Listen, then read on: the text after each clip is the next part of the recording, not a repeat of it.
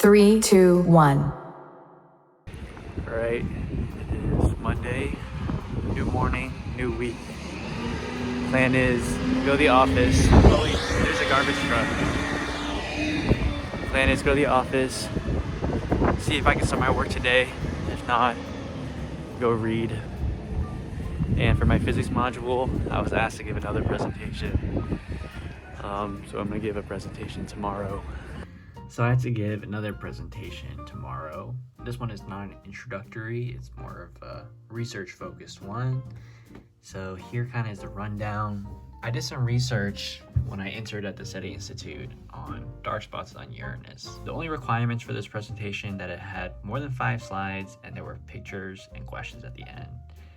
So very lax criteria, but here it is anyways. So I'm gonna start with some background. Here is the dilemma. Atmospheric phenomenon occur over long periods of time. So we need some sort of yearly program to observe these phenomena. Enter the Hubble Outer Planets Atmospheres Legacy Program, which monitors these outer planets annually.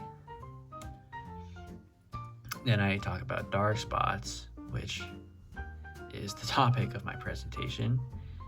How the first one was observed on Neptune in 1989. There seemed to be some sort of vortex structure, and coloration must be due to darkening of aerosol particles or change in opacity of the aerosol layer, or some combined feature of the two. So essentially, nobody knows for sure due to limited observation and knowledge of them, but we can see them sometimes. So then someone tried to model it. Their model said there should be one on Neptune at least. So then we go to Uranus. Their model says, oh, maybe we can see one on Uranus as well. So then I look into it. Here is an actual image of Uranus that I messed with. And unfortunately, you don't see a dark spot. So that's my conclusion. I personally am not too worried about this presentation at all, considering I have presented this topic before, and I feel pretty confident about my knowledge of the material. So not too worried about this one, to be honest. All right, presentation day. I'm gonna do some work and then get this out of the way. I'll let you know how it goes. They just keep giving me more and more stuff. More and more free stuff.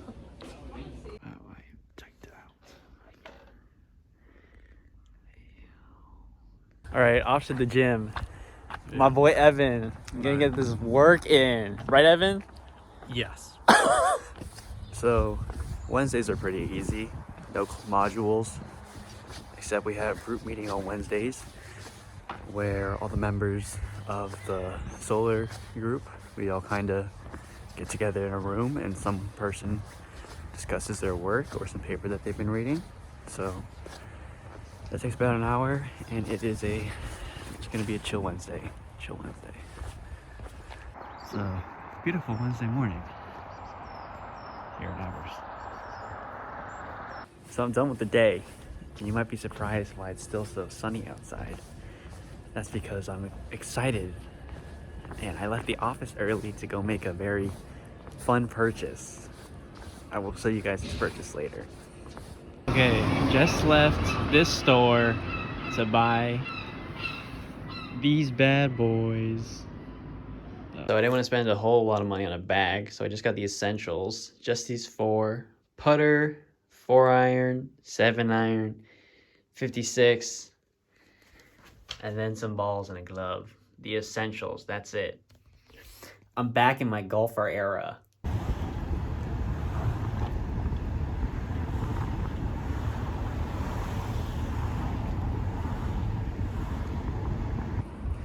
What's up?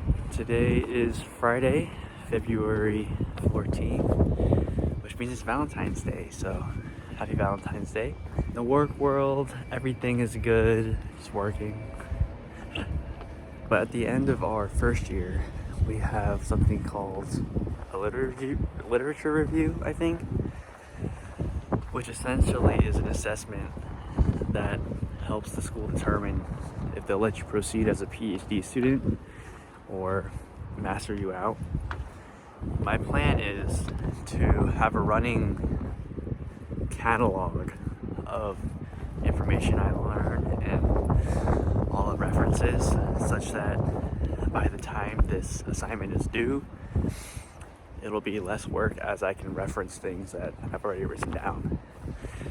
So that's kind of what I'm working on currently, making this Word doc. So I don't really know if it's the right way to go about strategizing my first year assignments, but it is the way I have chosen. I think if I stick to it, I think I'll be really organized, which is important. Help me out a lot in summarizing and contextualizing a lot of the things I've learned, as well as be useful for my end of year assignment. So they let me continue doing my PhD. So let me show you guys exactly how I do things here, or at least my strategy here.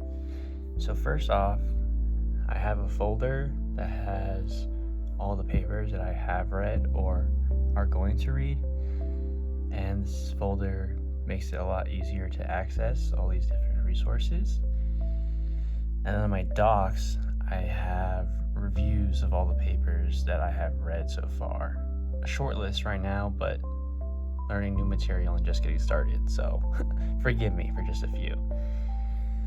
But if I open one, I like to break up my readings into 3 sections. The what, so what, now what, which essentially is the key takeaway. For example, this paper by Tom Stollard in 2003.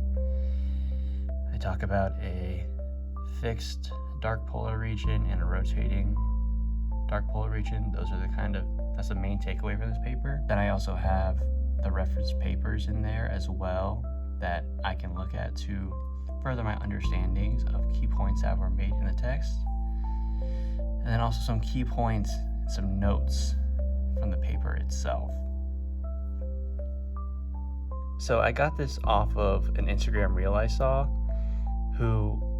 this doctor was doing something similar to mine, but she had all of her resources and citations all in an Excel sheet.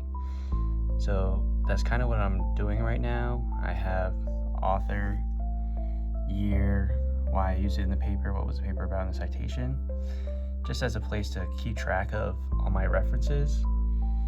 And then as I was saying on my walk, I have to do a literature review at the end of the year, which is basically the introduction part of my thesis. So I think it's important to have a good outline before I actually start doing any work. Look, better to strategize than just rush in, start big, and work our way in.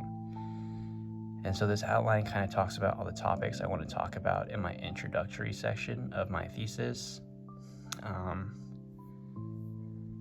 And then here's me starting my readings with some citations.